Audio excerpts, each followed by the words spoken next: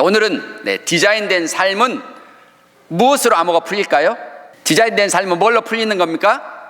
축복의 선언으로 그 암호가 풀리는 겁니다. 축복의 선언으로. 오늘 창세기 27장에서는 누가 누구를 축복하는 겁니까? 이삭이 야곱을 축복하는 내용이죠. 이삭은 누구를 축복하기를 원했나요? 맏아들인 큰아들인 에서를 축복하기 원했죠.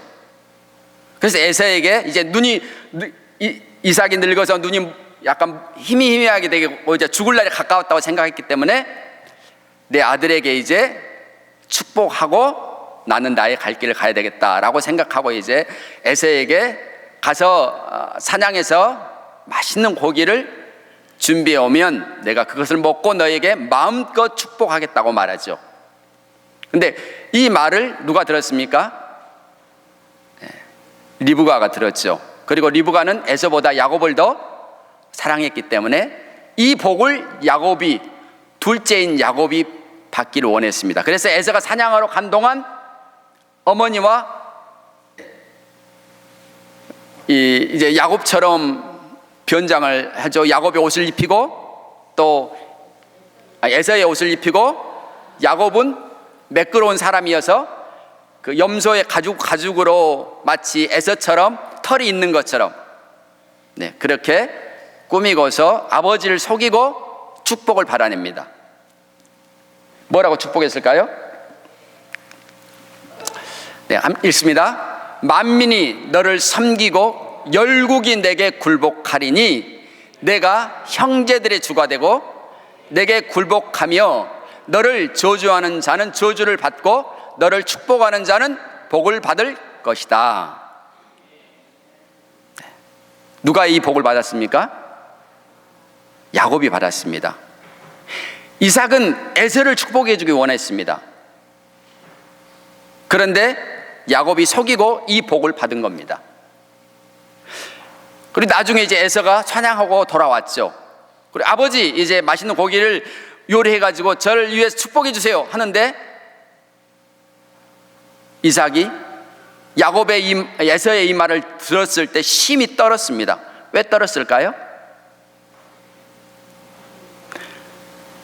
자신이 야곱을 축복했을 때 누구 앞에 있었을까요? 성경을 자세히 보면 여호와 앞에서 축복하였다고 말씀하십니다.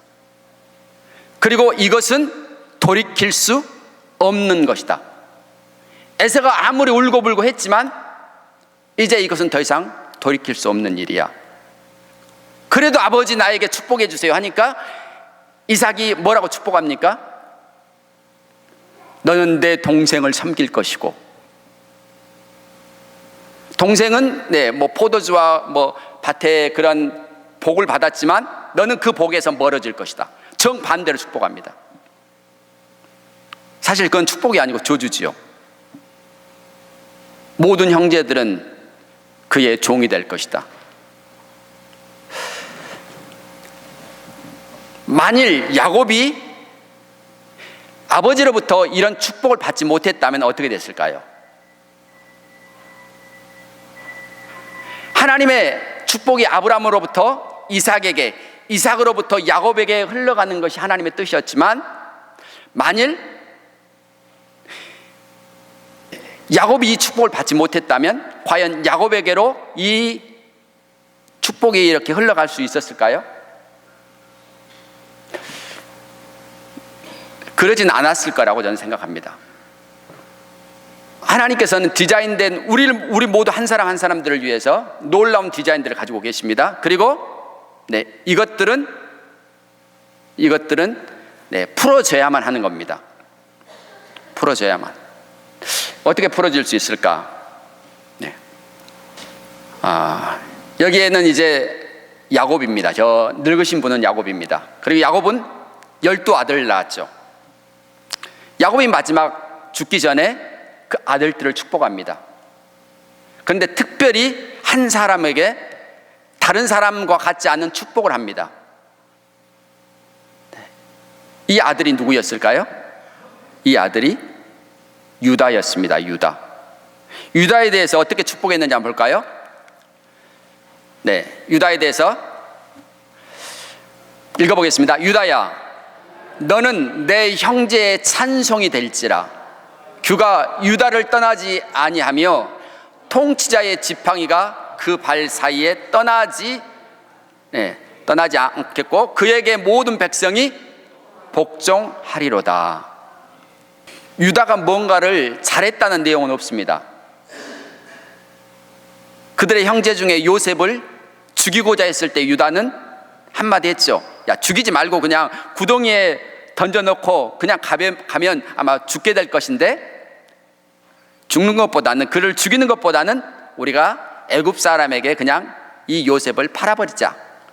그 말 한마디 했던 것입니다. 그것이 요셉을 살리기 위해서 했다면은 좋은 말이죠. 근데 아무튼 요셉을 애굽 사람에게 팔자라고 했습니다. 그리고 유다에 대해서 그가 특별히 잘한 것은 별로 없는 것 같습니다. 그럼에도 불구하고 유다는 아버지로부터 이 놀라운 축복을 받습니다. 그래서 예수님을 누구의 자손이라고 말합니까? 예수님을 다윗의 자손이고, 또 요한계시록에서는 예수님을 가리켜서 유다 지파의 사자라고 그렇게 예수님을 가리킵니다. 유다 지파의 사자. 부활하신 예수님은 유다 지파의 사자라고 말씀하십니다. 유다를 통해서 예수 그리스도께서 오시죠. 디자인된 삶을 위한 축복이 있습니다. 그리고 이것이 풀어진다면 하나님은 풀어지기를 원하십니다. 그런데 이것이 어떻게 풀어지는가? 축복의 선언을 통해서 또는 축복의 선포를 통해서 이루어집니다. 성경에서는 이렇게 복종하리로다라고 되어 있지 않고 원하노라라고, 이삭이 야곱에게 축복을 할 때도 그렇고 야곱이 12아들에게 할 때도 뒤에다가 원하노라는 말을 붙였습니다. 근데 제가 히브리 구약 성경을 찾아보니까 원하노라는 말이 없습니다. 이렇게 되어 있습니다. 복종하리로다. 또 야곱에게 했던 너는 너를 축복하는 자에게 축복을 받고 너를 저주하는 자에게 저주를 받을 것이다. 받기를 원하노라 하고 받을 것이다 하고 약간 다르죠, 의미상. 받기를 원한다라고 했을 때는 약간 소원하는 마음이 있죠. 소망 쪽에 더 가깝습니다. 소망 쪽에. 그러나 받을 것이다 라고 했을 때는 이것은 소망이 아닙니다. 소망은 우리에게 인내를 가져다 주지만 역사를 이루지는 않습니다. 오히려 믿음이 역사를 이루죠. 믿음이 역사를 이룹니다. 우리가 다른 사람을 위해서 야, 너 정말 하나님께로 복을 받기를 원해, 이렇게 말할 수 있습니다. 이것은 우리의 소망입니다. 우리가 그렇게 말한다고 해서 그렇게 되는 것은 아닙니다. 그러나 우리가 축복을 한다면 성경에서는 사실 축복은 소망하고 약간 다릅니다. 아브라함의 후손, 특별히 아브라함이 또 이삭이, 야곱이 그의 자녀들에게 축복할 때 소망이 아니었습니다. 소망이 아니었습니다. 예전에 한 부부가 있었습니다. 이 부부는 심각한 상황에 놓여 있었습니다. 사업이 실패하고 두 분 다 신용불량자가 되었고, 이분들은 여수 쪽에서 사업을 하셨다가 치킨집을 하신 분이십니다. 치킨집을 하셨던 분인데 여수 쪽에 잘 하셨고 이제 그것을 권리금을 넘겨주고 다른 사업을 했는데 그 사업이 실패한 겁니다. 쫄딱 망한 것이죠. 돈이 한 푼도 없습니다. 다시금 사업할 만한 그런 기반이 없는 것이죠. 근데 이제 어느 아는 지인께서 돈을 대주겠다는 겁니다. 다시 여수 쪽에서 사업을 하면 내가 다시 대주겠다, 돈을. 그래서 같은 이제 권리금을 넘겨주고 했잖아요. 그래서 이제 그분에게 허락을 맡아야 되는 겁니다. 그 이제 지역에서 하려면, 그 지역에서 또 같은 업종을 하려면 그분의 허락을 맡아야 되는 것이죠. 그분의 사인이 필요했습니다. 그래서 몇 번을 가서 부탁을 했지만 거절했습니다. 같은 이제 경쟁 업체다 보니까 또 그럴 수도 있겠죠. 거절했습니다. 몇 번을 했는데 거절하고 마지막 이제 부탁을 하려고 그날 저녁에 부탁을 하려고 하던 참이었습니다. 마지막 부탁을. 그리고 그때 이제 주차장에서 운명적인 사건이 벌어졌습니다. 그 밤에 운명을 바꾸는 사건이 일어났습니다. 무슨 사건이 일어났을까요? 네, 저를 만난 겁니다. 네, 제가 뭐 착각하고 있나요 지금?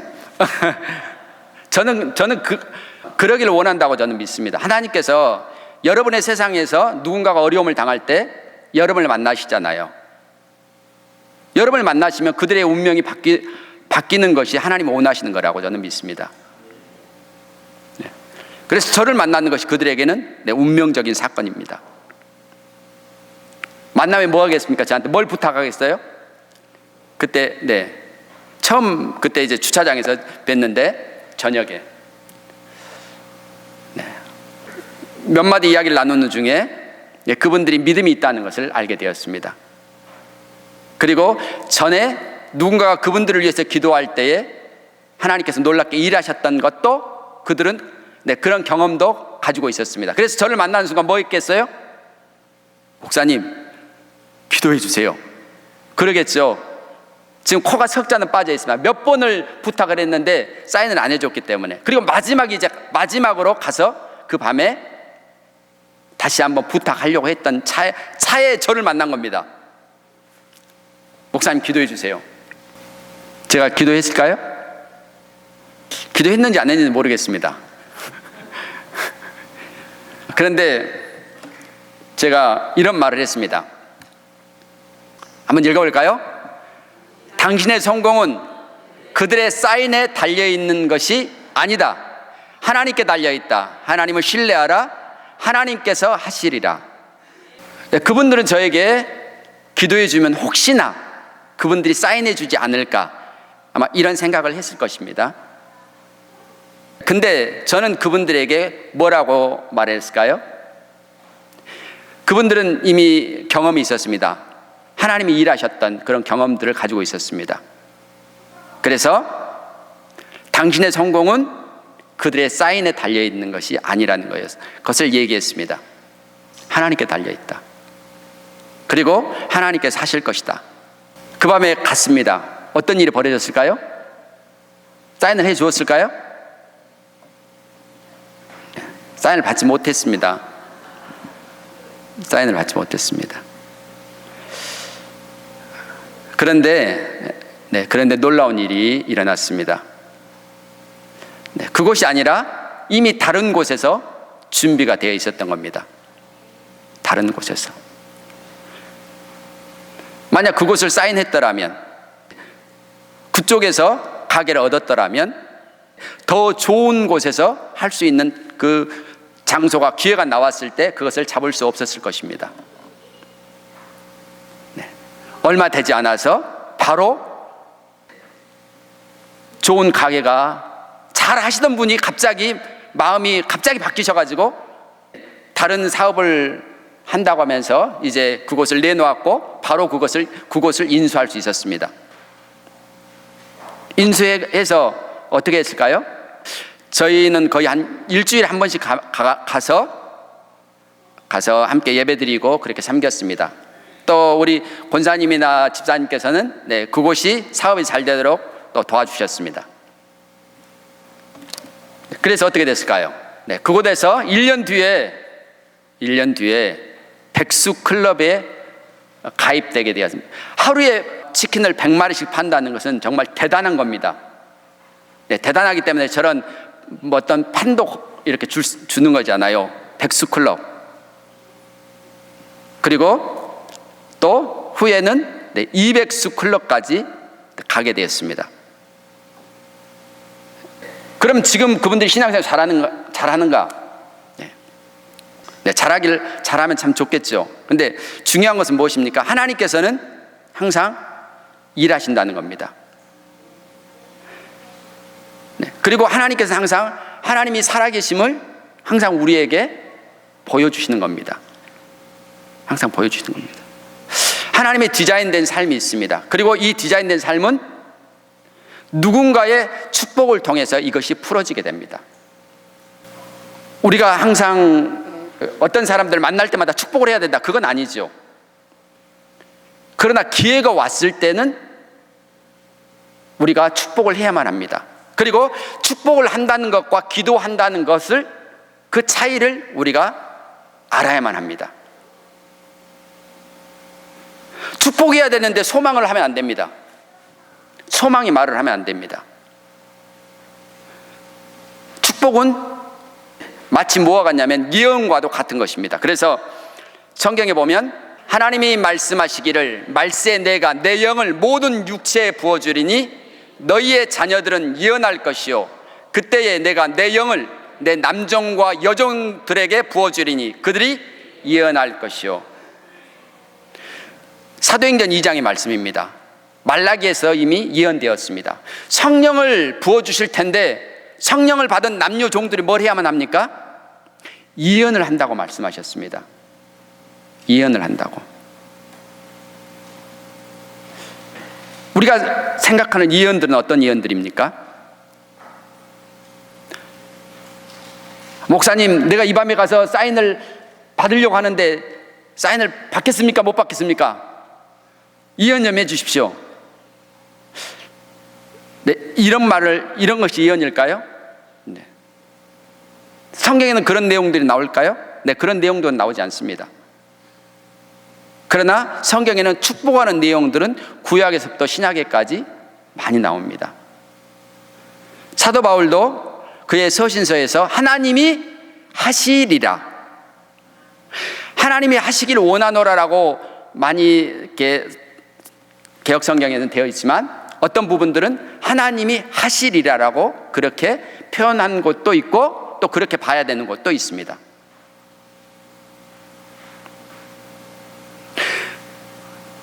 우리가 우리의 자녀들 또는 우리의 어려움에 처한 형제들을 위해서 하나님께서 우리에게 성령님께서 감동을 주실 때, 기도해야 될 때가 아니고 축복을 해야 될 때 우리는 축복을 해야만 합니다. 그렇게 하나님께서 너의 삶에서 일하실 것이다, 하나님이 하시리라. 네, 이것은 예언적인 것입니다. 예언적인. 그리고 예언적인 것은, 기도는 하나님께 드리는 것이지만 예언은 구약에서 이사야서 말씀하시기를 하나님께서 우리의 입에 뭘 주셨다고 말씀하실까요? 하나님의 말씀을 주셨다고 말씀하셨습니다. 그리고 그 말씀을, 그 감동을 말하는 것입니다. 하나님의 말씀을 말할 때 하나님의 말씀은 그냥 다시 돌아오는 법이 없습니다. 하나님의 말씀은 반드시 그 말씀의 말하고자 하는 것을 반드시 이루신다고 말씀하셨습니다. 우리 입에서 나가는 그 말씀이 살아서 일하는 겁니다. 우리 입에서 나가는 말씀이 얼마나 큰 복을 받았습니까? 우리가 내 입에서 하나님이 어떤 감동을 주실 때 내 입에서 말하는데 말하는 것이 말한 대로 된다. 누가 한계를 정할까요? 하나님이 우리의 한계를 정하실까요? 우리 인생의 한계를? 하나님은 우리의 인생의 한계를 정하지 않으셨습니다. 우리의 인생의 한계는 다만 누가요? 내가 정하는 겁니다. 내 한계를. 성경에서 가장 복된 말씀 중에 한 말씀이 저는 이 말씀이라고 생각합니다. 내 믿음이 너를 구원하였으니 그들의 믿음을 보시고 그녀의 믿음이 크도다. 내 믿음대로 되어라. 예수님은 어떤 한계를 정하셨을까요? 예수님은 한계를 정하지 않으셨습니다. 이 말씀이 너무 좋지 않을까요? 한계가 없는 겁니다. 우리의 믿음은 한계가 없습니다. 그리고 오히려 예수님은 오히려 그걸 더 기뻐하시는 겁니다. 그걸 더 기뻐하시는 거예요. 어떤 분들은 재정적인 분야에서 하나님께서 교회를 섬기고 하나님의 나라를 확장하고 이런 일들에 사용하기를 원하십니다. 근데 누가 한계를 정해놓나요? 자신이 한계를 정해놓습니다. 그래서 겨우 공을 한 2개, 3개 쳐야 될 곳에 겨우 공을 1개밖에 안 칩니다. 자신의 한계를 그렇게 정하는 겁니다. 내 한계는 10억이야. 10억 정도면 많이 버는 거지. 뭐 이런 거죠. 공을 거기다가 한 2개를 더 쳐야 되는데 우리 한계를 우리가 정하는 겁니다. 주님이 과하다 하실까요? 만물이 다 주님의 것이고 주님은 그것을 우리에게 주셨는데 그걸 과하다고 말씀하실까요?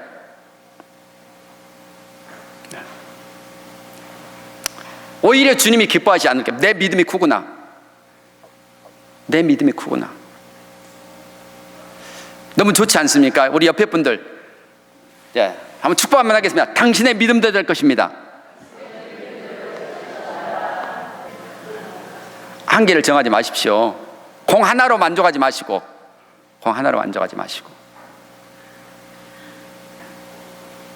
120세라면요 아직도 60년, 50년 그동안에 공이 몇 개가 더 붙을지는 모르지 않습니까? 그들의 믿음을 보시고 다음에요. 한 청년이 있었습니다. 이 청년은 제 둘째 지금은 사위가 되었습니다. 이 둘째 사위가 어렵게 직장에 들어갔습니다. 한 100군데 정도를 이제 지원을 해가지고 들어가게 된 겁니다. 회사에 들어갔는데 회사에 들어가자마자 바로 위 상사로부터 엄청나게 막 스트레스를 받는 겁니다. 밑에 있는 사람들이 견디지 못하고 다 나가버립니다. 들어간 지 겨우 1-2달 되어가지고 어떻게 이제 퇴사를 할 것인가를 고민하기 시작합니다. 다른 곳을 알아보는 겁니다. 그래서 어떻게 했을까요? 제가 내려오라고 했습니다. 한번 시간을 내서 내려와라. 내려와서는 뭐 하려고요? 뭐 하라고 내려오라고 했을까요?